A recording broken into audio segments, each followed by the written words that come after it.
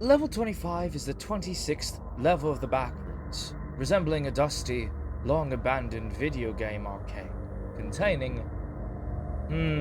nah. I think I'll restart. Here is level 25. It's where I currently am, and it's the location I'm going to be describing to you all, one way or another. As much as I may dislike those template pages and articles given to me by the MEG, I'm still going to keep my thoughts and observations still and proper, like a true writer. I mean, I am absolutely not a good writer. I think all my failed high school and college assignments on English really drive that point home. I still feel like trying, though. Just in case anyone finds these notes. Actually, no. I don't like how cryptic or stupid that sounds. I should really preface this by saying that I am not stuck here. Quite the opposite, actually. In fact, I'd say this level is the easiest to ever leave. I'm not somewhere like level 256 or 790. I'm not dead or stuck here. Let me properly gather my thoughts again. So, level 25 is a large video game arcade room. I named it level 25 for a very special reason, but that reason is something I'll have to get back to. For now, I feel I should take some notes and pictures on the general architecture of this level. So, without further hesitancy, level 25. Level 25, at least on the surface, is just an arcade. A pretty busted one at that, too. However, I feel this level holds a pretty big secret too, or at least a bigger picture than just some random arcade level. This place is somewhere I like to call the Quarter. The layout of level 25 is surprisingly small, actually. From my few weeks of walking, I have hit the end of the Quarter Hub before, albeit only once. I'd say this level is about 8 to 10 miles long because of that. This whole level is coated in dust and signs of mellowing. From the aforementioned dust to fading paint on the arcades and all-color wall paint, all the way to the occasional finding of mold, faulty electrical outlets, and dripping water from pipes up above the polystyrene ceiling. The rooms themselves are all sorts of shapes and sizes, and usually all contain arcade cabinets. Even the hallways that intersperse the large playrooms, as I'll dub them, can have one or two arcade machines placed within them. Level 25's arcade cabinets are mostly wrecked, with this damage being intentional. I can spot burn marks, smashes from baseball bats, and other blunt weapons, even bullet holes on a few. I think it's the first time I've ever seen a bullet hole in years, in fact.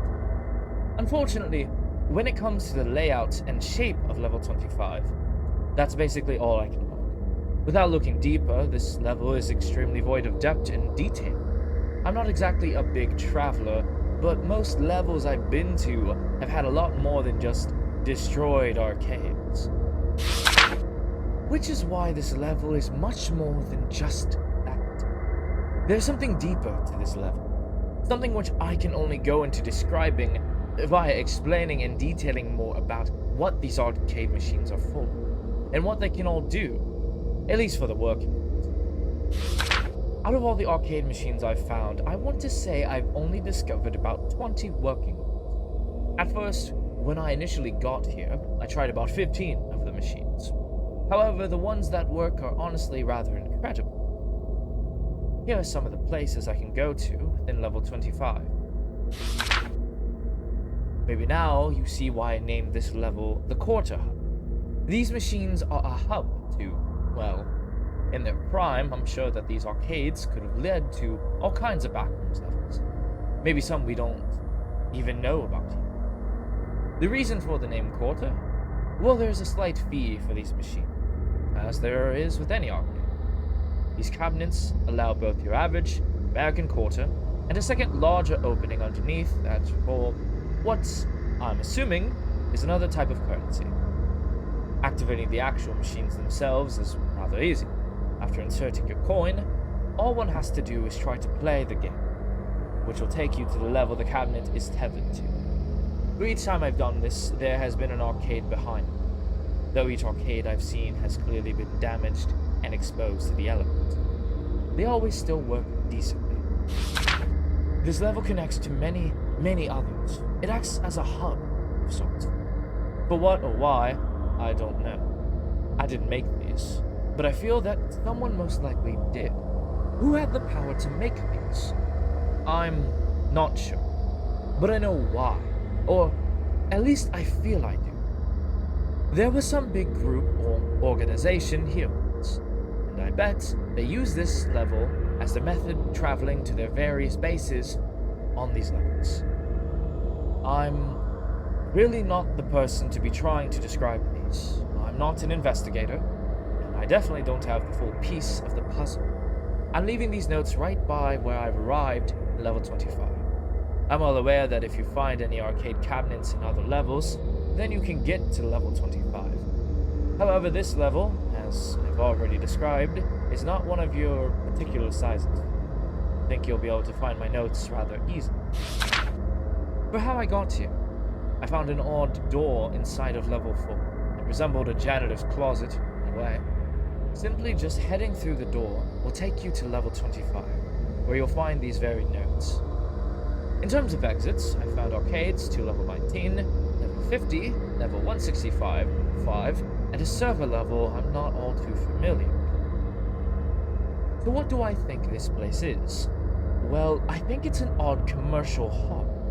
I think some random group from who knows how long ago were able to make the arcades, or the whole of level 25 for all I know, and possibly made a profit off the easy transport, probably by the various residents of however many bases they used to have. I don't know where they could be.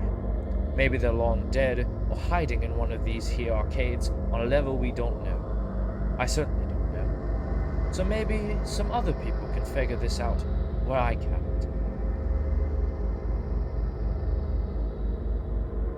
MEG Official Archive Image Collection. File collection name, level 25, first contact. Date submitted, August 24th, 2017. Submitted by Parker J. Melody.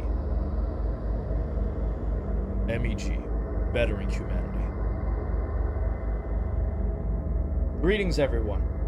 My name is Joseph Zenin and I'll be your guide through the Backrooms. Today we'll be looking at level 25, the arcade. Survival difficulty, class 0, safe, secure, devoid of entities. Level 25 resembles a long-abandoned, faintly ransacked, and looted video game arcade building.